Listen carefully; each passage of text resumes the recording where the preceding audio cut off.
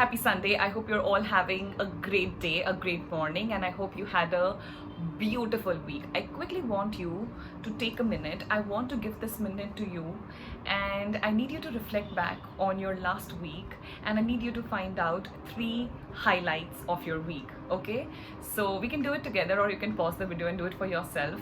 My first highlight has to be I went to my favorite hotel and had my favorite dumplings.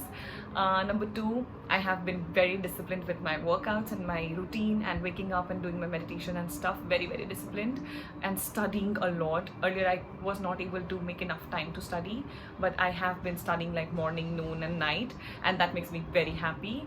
And number 3 has to be meeting all of my team together and working on a few things at Ankita Srivastava consultation. So I think those are the top 3, and I can find a few more, but I think that would be about it. So I want you to take a minute and just pay some extra gratitude and appreciate yourself for showing up to the gym, for eating correctly. Even if you have done it for a day, I am proud of you because you have showed up for something that you thought that you could not do ever. Okay, so you taking that first step is brilliant, it's commendable, and I am proud of you. So I need you to continue having that discipline and paying that extra gratitude to yourself and appreciating yourself. That's what we do when it comes to self-care Sundays with Ankita. This is a building block for self-care Sundays with Monday and Tuesday and Wednesday and every other day of the week, which then makes up your month and year and your life. So I need you to take care of this practice for as long as you can. Okay, and which brings me back to another thing, that only Sunday is not self-care. Every day is self-care. So this happened very recently. I was seated with my brother and I just, he's been working from home for the past few months. And I just constantly, see him just, into his laptop, and he's just constantly working and everything. So I was just like, I told him that, you should go out and you should take some sun, and I'm very sure that you are deficient in vitamin D, so you should start supplementing and stuff. And I observe a pattern that he does, and he's always like, he will work for 30 days and then he will be so exhausted by the 30th day that then he will need to switch off the phone, switch off the laptop, leave the home and just go somewhere and just eat and do something that relaxes him, right? So he will wait for his body to be so exhausted that now he just cannot come back to work routine until he's going to cleanse his mind and just give himself the space and the air to breathe in some space and freedom. Okay, so this is a very key difference between me and him. So we are both working for same hours in the day, but this is a very different thing about me and a different thing about him.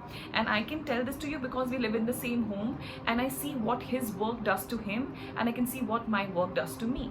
So let's say even for me, my work is a lot, even for him, his work is a lot. It is a very bio-individual approach, but I have my moments in the day where I always come back and check in. So I will wake up on time. So he was going to wake up at 8 o'clock, 9 o'clock, 10 o'clock. I will wake up at 4. I will wake up at 4:30. I'll wake up at 3:30, right? So I wake up on time.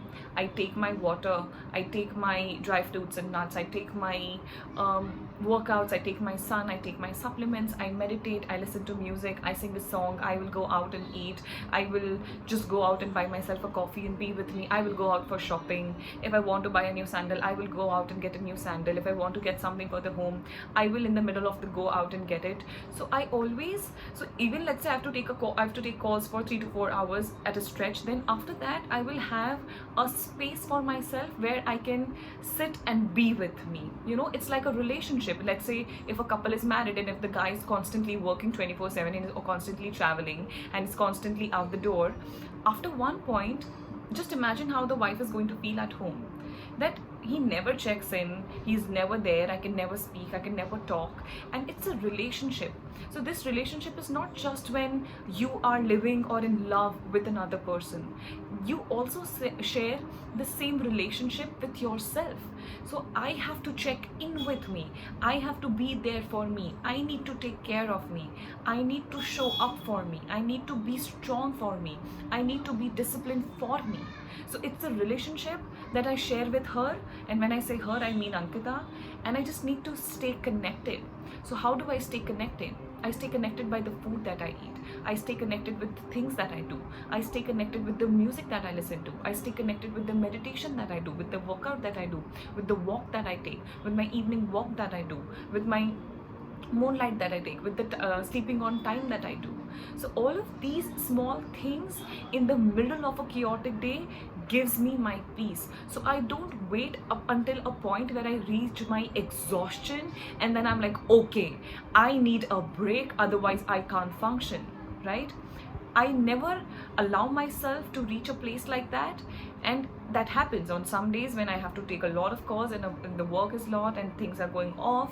It is a long day, but at the end of the day, I still get my 8 hours of deep sleep, and that sleep recharges me like I'm a newborn baby or a fresh flower, and it just feels so rejuvenated and so energized. So there are people who will also compromise on sleep, so they are hustlers and they are going to sleep for 4 hours, or they follow some basic sleep cycle rules and stuff, but it doesn't matter. Okay, if you want to use your phone constantly, you need to put it on charge, right? So if you want to use your body, if you want to use your mind, you also need to charge it well. And it's the most effortless and the simplest thing to do, just sleeping well and taking care of yourself. So I would go out and get my nails done. I would go out and get a hair wash done. I would go out and get a body massage done. I always regularly get body massages done. So it's that is self-care. It is self-care. It's not because I am obsessed with myself. It's because I love myself and I want to be there for myself. So there's nothing wrong in taking care of yourself. There is nothing wrong in taking yourself out and getting yourself a cup of coffee or chai or milk if that is what you like. But at the end of the day, don't let anyone tell you that you taking care of yourself is selfish and not self-care. We are not supposed to defend ourselves constantly that we love ourselves, because then there are other kind of people in the world and they will tell you you should love yourself, and when you love yourself they have a problem. So it's too much noise in the world. How many people are you going to listen to, and what are you going to do? You cannot carpet the world. If it is too warm, you cannot carpet the world. You need to carpet your own feet. So focus on yourself and take care for yourself, and create spaces and time in the day where you can check in, where you can come back to you. It could be something as simple as, for next 15-20 minutes, I am just going to eat my food and nothing comes in between me and my meal. Just that 15 minutes, that's your recharge, that's your power bank, and that is going to energize not just you, but your mind, your body, your soul, everything that makes you who you are, and that makes you powerful, and that keeps you young, and that keeps you going, and that gives you the vitality and clarity that a good health is supposed to give you. So check in, create space, and don't wait for your body to give up until you do something about it. Take a break before you need to take a break.